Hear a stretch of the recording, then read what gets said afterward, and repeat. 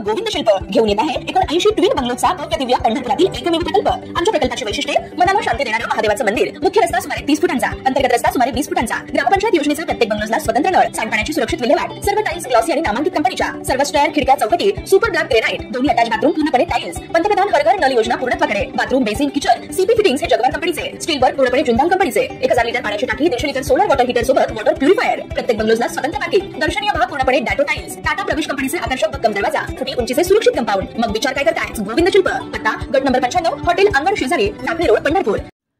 राज्यात स्थानिक स्वराज्य संस्थांच्या निवडणुकाचे बिगुल वाजले असून निवडणुका तोंडावर असतानाच सरकारने एक महत्त्वाचा निर्णय घेतला आहे।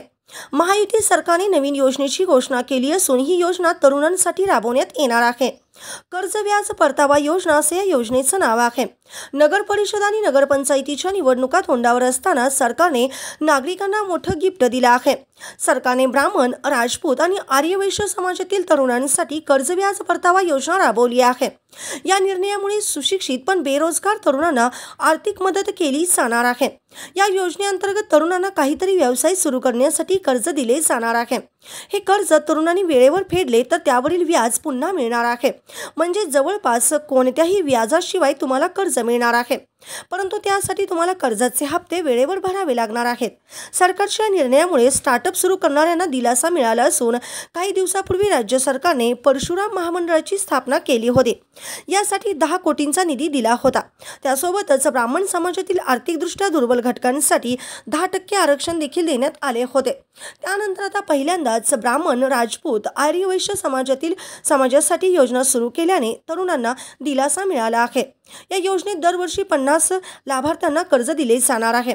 15 लाख रुपयेपर्यंतचे कर्ज दिले जाणार असून जर हे कर्ज फेडले तर व्याजाची रक्कम लाभार्थ्यांच्या खात्यात जमा केली जाणार आहे।